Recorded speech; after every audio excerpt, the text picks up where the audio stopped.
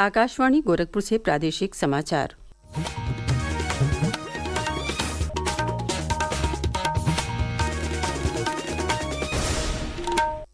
नमस्कार। समाचार बुलेटिन के साथ मैं सुषमा श्रीवास्तव। पहले मुख्य समाचार। केंद्रीय मंत्रिमंडल ने प्रधानमंत्री उज्ज्वला योजना के लिए वर्ष 2025-26 तक 12,000 करोड़ रुपए से अधिक लागत की सब्सिडी जारी रखने को दी मंजूरी।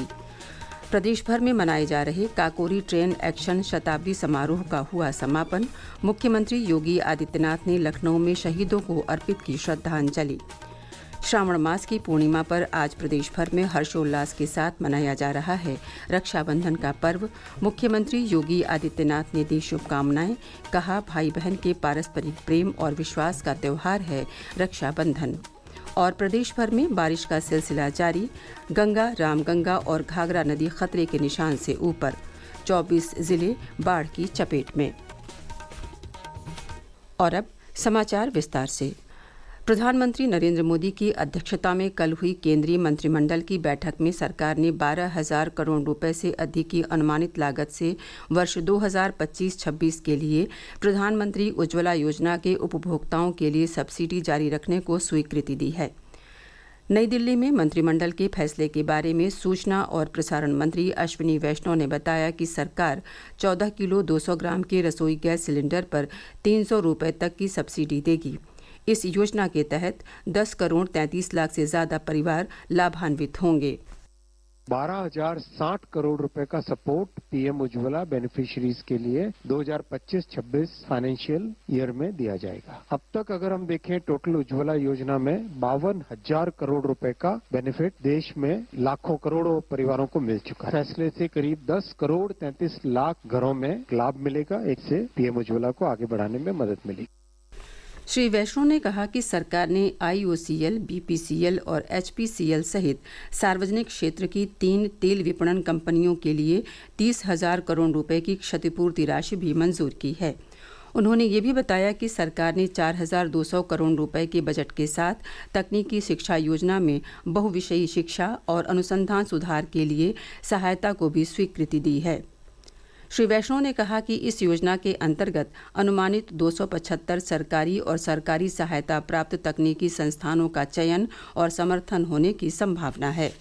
राज्य सरकारों के जो टेक्निकल एजुकेशन के इंस्टीट्यूशंस हैं, उनको सपोर्ट करना, उसमें ट्रांसफॉर्मेशन लाना, उसके लिए 4,200 करोड़ रुपए का एक प्रोग्राम सैंक्शन हुआ है। हम सब जानते हैं आईआईटी आईएम का एक सिस्टम है, एनआईटीज का सिस्टम है, दुनिया भर में मान्यता प्राप्त है। जो राज्य सरकारों के टेक्निकल इंस्टीट्यूशंस हैं, उनमें गुणवत्ता कैसे आए, क्वालिटी कैसे आए, कैसे इंप्रूवमेंट आए, तो 175 इंजीनियरिंग इंस्टीट्यूशंस एंड 100 पॉलिटेक्निक्स देश भर में, जिसमें करीब 7.5 lakh students and 13,000 faculty members को बेनिफिट मिलेगा, उसके लिए ये प्रोग्राम बनाया है।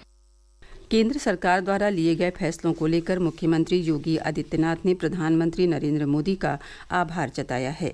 एक सोशल मीडिया पोस्ट में उन्होंने कहा कि योजना के तहत प्रति सिलेंडर 300 रुपये की सब्सिडी जारी रखना अभिनंदनीय है।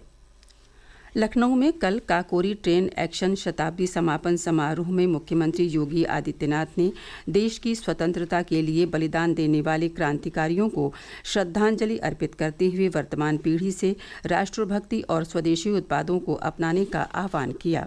स्वदेशी हमारे जीवन का ध्येय बने, स्वदेशी हमारे जीवन का मंत्र बने। हम जिएंगे स्वदेशी के लिए, हम मरेंगे अपने देश के लिए। अपनी राष्ट्रभक्ति की इस पराकाष्ठा के साथ जब भारत आगे बढ़ेगा तो दुनिया की कोई ताकत भारत का बाल बांका नहीं कर पाएगी। मुख्यमंत्री ने शहीद सैनिकों के परिजनों को भी मंच पर सम्मानित करने के साथ ही काकोरी ट्रेन एक्शन की घटना पर आधारित एक पुस्तक का भी विमोचन किया। इस अवसर पर वाराणसी में संस्कृति विभाग और जिला प्रशासन की तरफ से सांस्कृतिक कार्यक्रम और निबंध प्रतियोगिता का आयोजन किया गया तथा सहारनपुर में राज्य मंत्री जसवंत सैनी ने काकोरी ट्रेन एक्शन प्रदर्शनी का उद्घाटन किया। प्रदेश भर में हर घर तिरंगा अभियान को लेकर विभिन्न कार्यक्रमों का आयोजन किया जा रहा है। मुख्यमंत्री योगी आदित्यनाथ ने कल लखनऊ में प्रदेशवासियों से तिरंगा अभियान से जुड़ने का आह्वान किया। पूरी दुनिया ने भारत के सामर्थ्य और भारत के शौर्य का लोहा एक बार फिर से माना है। अपने सैनिकों के प्रति सम्मान का भाव रखते हुए पूरे देश के अंदर प्रधानमंत्री जी ने हर भारतवासी का आह्वान किया है कि हम 13 अगस्त से 15 अगस्त तक हर घर तिरंगा के आयोजन के साथ जुड़ेंगे। हर स्थल पर, हर गांव में, हर नगर निकाय में, हर वार्ड में तिरंगा यात्रा निकले। प्रादेशिक समाचार आप आकाशवाणी गोरखपुर से सुन रहे हैं। ये समाचार बुलेटिन हमारे YouTube channel AIR news Gorakhpur और एक्स हैंडल AIR न्यूज़_GKP पर भी उपलब्ध है। आज श्रावण मास की पूर्णिमा पर प्रदेश भर में रक्षाबंधन का पर्व हर्षोल्लास के साथ मनाया जा रहा है। वाराणसी, अयोध्या, प्रयागराज, लखनऊ और गोरखपुर सहित प्रदेश के विभिन्न जिलों में ब्राह्म मुहूर्त से ही श्रद्धालु विभिन्न शिवालयों और मंदिरों में भगवान भोलेनाथ का जलाभिषेक और पूजा अर्चना कर रहे हैं। रक्षाबंधन पर्व पर प्रदेश सरकार की ओर से कल सुबह से ही नगरीय और परिवहन निगम की सभी तरह की बसों में महिलाओं को एक सहयात्री के साथ निःशुल्क यात्रा की सुविधा दी जा रही है, जो कल यानी 10 अगस्त की रात 12 बजे तक जारी रहेगी। रक्षाबंधन पर्व पर मुख्यमंत्री योगी आदित्यनाथ ने प्रदेशवासियों को शुभकामनाएं दी हैं। उन्होंने अपने बधाई संदेश में कहा है कि रक्षाबंधन भाई बहन के पारस्परिक प्रेम, स्नेह और विश्वास का त्यौहार है। ये पर्व कर्तव्य, आत्मीयता, त्याग, सामाजिक एकता और सद्भावना का प्रतीक है। रक्षाबंधन भारत की गुरु शिष्य परंपरा का भी त्यौहार है। उधर अयोध्या में राम मंदिर में रक्षाबंधन की पूर्व संध्या पर कल भगवान श्री राम की बहन शांता की तरफ से श्रृंगी ऋषि सेवा संस्थान ने श्री राम लला और उनके अनुज के लिए राखी भेंट की, जो मधुबनी शैली से बनी है। आज रामलला को ये राखी बांधी जाएगी। आकाशवाणी पर प्रधानमंत्री नरेंद्र मोदी के मन की बात कार्यक्रम ने अपनी शुरुआत से अब तक 34 करोड़ रुपए से अधिक का राजस्व अर्जित किया है। सूचना और प्रसारण राज्य मंत्री डॉक्टर एल मुरुगन ने कल राज्यसभा में एक लिखित उत्तर में ये जानकारी दी। उन्होंने कहा कि इस मासिक रेडियो कार्यक्रम के माध्यम से प्रधानमंत्री शिक्षा, स्वास्थ्य, पर्यावरण, नवाचार और समाज सेवा जैसे क्षेत्रों में प्रभावशाली कार्य करने वाले भारतीयों की प्रेरक कहानियां साझा करते हैं।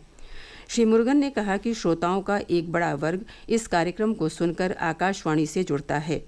आकाशवाणी इसे अपने राष्ट्रीय और क्षेत्रीय नेटवर्क पर सीधा प्रसारित करता है। साथ ही ये कार्यक्रम दूरदर्शन के विभिन्न राष्ट्रीय और क्षेत्रीय भाषा के चैनलों पर भी प्रसारित किया जाता है।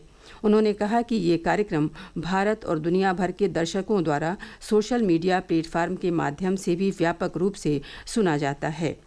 श्री मुरुगन ने कहा कि ये कार्यक्रम यूट्यूब चैनलों और प्रसार भारती के OTT प्लेटफॉर्म वेब्स पर सीधा प्रसारित किया जाता है। साथ ही 260 से अधिक आकाशवाणी चैनलों वाले news on AIR mobile app के माध्यम से भी इसका प्रसारण किया जाता है।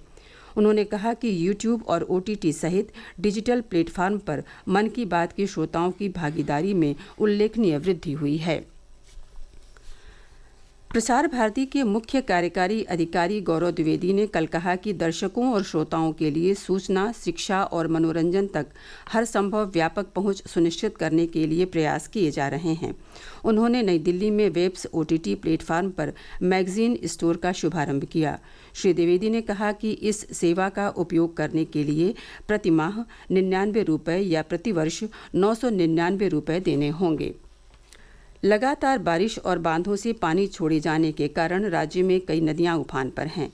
हापुड़, बदायूं, गाजीपुर, बलिया में गंगा नदी, मुरादाबाद में रामगंगा, बाराबंकी, अयोध्या और बलिया में घाघरा नदी खतरे के निशान से ऊपर बह रही है।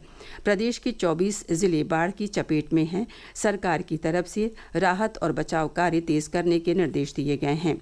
बाढ़ चौकियों को सतर्क कर दिया गया है और स्थानीय लोगों को सावधानी बरतने के निर्देश दिए गए हैं। और अब अंत में मुख्य समाचार एक बार फिर। केंद्रीय मंत्रिमंडल ने प्रधानमंत्री उज्ज्वला योजना के लिए वर्ष 2025-26 तक 12,000 करोड़ रुपए से अधिक लागत की सब्सिडी जारी रखने को दी मंजूरी। प्रदेश भर में मनाए जा रहे काकोरी ट्रेन एक्शन शताब्दी समारोह का हुआ समापन। मुख्यमंत्री योगी आदित्यनाथ ने लखनऊ में शहीदों को अर्पित की श्रद्धांजलि। श्रावण मास की पूर्णिमा पर आज प्रदेश भर में हर्षोल्लास के साथ मनाया जा रहा है रक्षाबंधन का पर्व। मुख्यमंत्री योगी आदित्यनाथ ने दी शुभकामनाएं, कहा भाई बहन के पारस्परिक प्रेम और विश्वास का त्योहार है रक्षाबंधन। और प्रदेश भर में बारिश का सिलसिला जारी, गंगा, रामगंगा और घाघरा नदी खतरे के निशान से ऊपर, 24 जिले बाढ़ की चपेट में। इसी के साथ प्रादेशिक समाचारों का ये बुलेटिन समाप्त हुआ। नमस्कार।